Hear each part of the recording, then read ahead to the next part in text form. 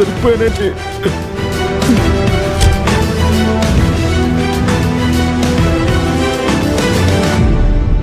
వేదా, ఈరోజు నీకు ఖచ్చితంగా జాబ్ వస్తుంది. అలా ఎలా చెప్తావు బావా? ఈరోజు అడ్డుపడ్డానికి ఆ బాపినీడు రంజిత్ లేరు కదా. పద వెళ్దాం.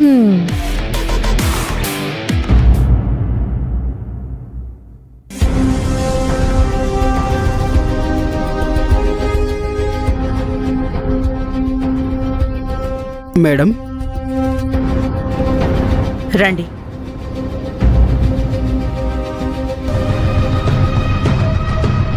మేడం, బాపినీడు గారి అవినీతి అక్రమాలకు సంబంధించిన అన్ని ఆధారాలున్న ఫైల్స్ మేడం, అన్నీ తెచ్చాను. మేడం, ఇక నుంచి ఎలాంటి తప్పులు చేయను, బుద్ధిగా ఉంటాను మేడం. దయచేసి నన్ను జాబ్ నుంచి తీసేయకండి madam, please madam.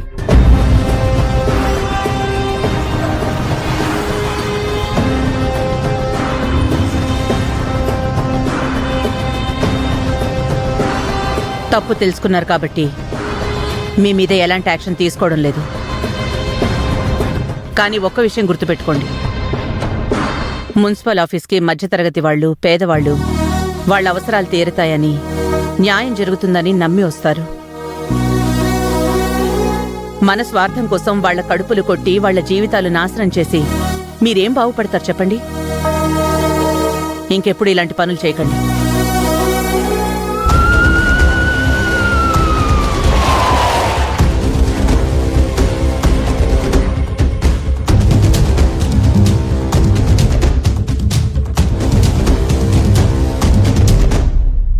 Excuse me madam.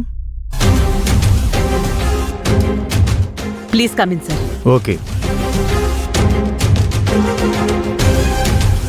రండి సార్, కూర్చోండి.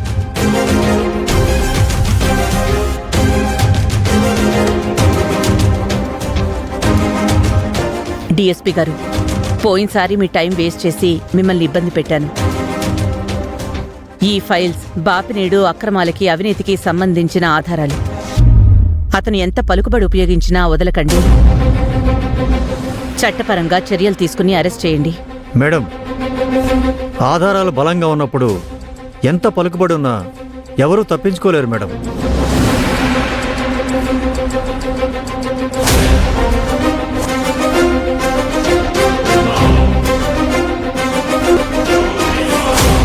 మేడం, ఇప్పుడే వెళ్ళి బాపినీడిని కస్టడీలోకి తీసుకుంటాం.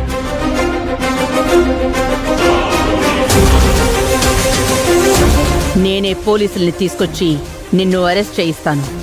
చూస్తూ ఉండు. ఒక్క నిమిషం సార్. మేడం చెప్పండి మేడం.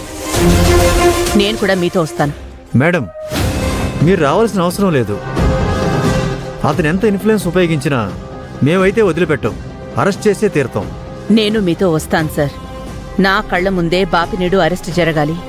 ఇప్పటికే మీ ఇద్దరి మధ్య గొడవలు, వైరం ఉన్నాయి. అరెస్ట్ టైంలో మీరు కూడా ఉంటే అవి ఇంకా పెరిగి పెద్దవవుతాయేమో. ఇది న్యాయానికి, అన్యాయానికి మధ్య జరుగుతున్న గొడవ. బాపినీడికి నేను చెప్పాల్సిన సమాధానం, తీర్చుకోవాల్సిన రుణం, విసిరిన సవాళ్లకి సమాధానం చెప్పి తీరాలి.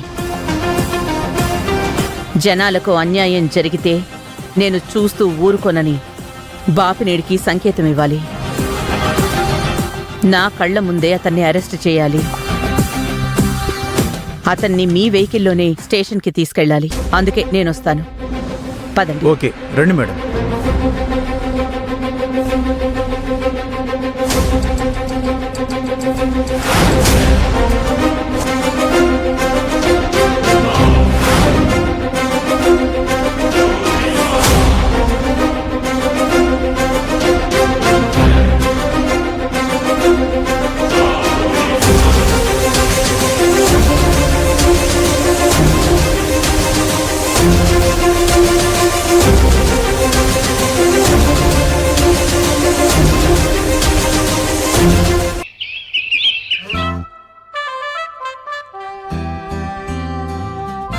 చెక్.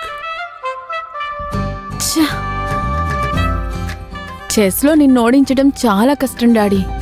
చదరంగంలో, రాజకీయ రంగంలో పావులు కదపడంలో ఆరితేరిన వాణ్ణి. నన్ను తట్టుకుని నెగ్గటం చాలా కష్టం అమ్మా.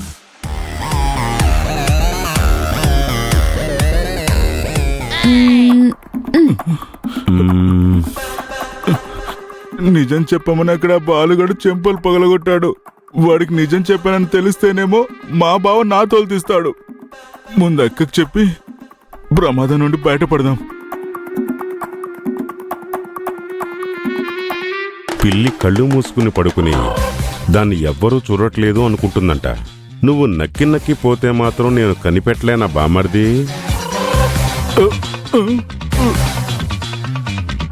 నీ వీపు కూడా చూపులుంటాయా బావా? రాజకీయ నాయకుడికి ఉండాల్సిందే వెనక చూపురా, లేదంటే వెన్నుపోటు పొడుస్తారు. ఇంతకీ నీకు ఒక పని చెప్పాను, ఏమైంది? అప్పుడే తిరిగి వచ్చేసా? అంటే బావా అది ఆ బాలుగాడికి నీ వ్యూహం గురించి తెలిసిపోయింది. అది చెప్పేదాకా నా మొహం పగలగొట్టాడు. మీ బావ పక్కనే ఉంటావు, రాజకీయం నేర్చుకోలేదు, మా చుట్టూనే తిరుగుతావు, చెప్పిన పని చక్కగా చేయడం చేత కాదు. ఇంకే పని చేస్తావురా నువ్వు? ఏం చేసినా దొరికిపోతున్నానక్క. నన్నేం చేయమంటావు చెప్పు? ఏ దారి లేనోడికి గోదారే దిక్కు, వెళ్ళి దూకు. నువ్వు వాడమ్మా.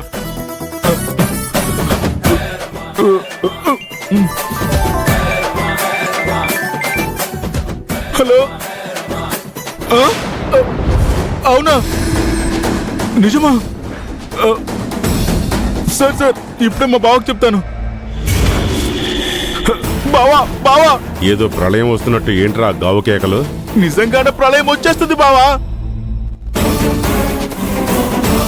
మన మనిషి రమాకాంత్ని బెదిరించి నువ్వు మాయం చేసిన ఆధారాలన్నీ మళ్ళీ ఆ అన్నపూర్ణ తెప్పించిందంట.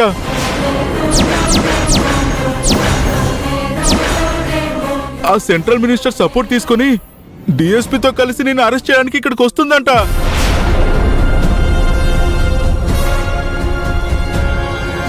వచ్చే ఎన్నికల్లో నేను ఎమ్మెల్యేగా పోటీ చేయబోతున్నానని ఆ సెంట్రల్ మినిస్టర్కి భయం మొదలైనట్టుంది. నేను ఎదిగితే తన రాజకీయ భవిష్యత్తు పతనం అవుతుందని గమనించి ఆ అన్నపూర్ణతో చేతులు కలిపి నన్ను అరెస్ట్ చేయించాలని ఎత్తుగడ వేస్తున్నట్టున్నాడు. ఏమండి, అవతల పోలీసులు బయలుదేరారంట. కాసేపట్లో వచ్చి మిమ్మల్ని అరెస్ట్ చేస్తారు. ముందు మనం బయటకు వెళ్ళిపోయి తర్వాత లాయర్తో మాట్లాడి ఏం చేయాలో ఆలోచిద్దాం. అన్ని ఆధారాలతో వస్తున్నారంట. వాళ్ళొచ్చేలోపే మనం వెళ్ళిపోదాం పద డాడీ. బావా, అయ్యో అక్క, అయ్యో, బావ. ఇంకా కూర్చున్నారేంటండి? ఆ అన్నపూర్ణ అన్నంత పని చేస్తుంది, మిమ్మల్ని అరెస్ట్ కూడా చేయిస్తుంది. త్వరగా వెళ్దాం రండి. అరెస్టు తప్పించుకునే అవకాశం మన గుప్పెట్లో ఉన్నప్పుడు ఎక్కడికి పారిపోవాల్సిన అవసరం లేదు కాంచన. ఎలా తప్పించుకుంటావు బావా? రే బామర్ది, ఆ విష్ణుగాడు ఎక్కడున్నాడో వెంటనే కాల్ చేయి. విష్ణు చెప్పినా సరే వాళ్ళమ్మ వినదు డాడీ.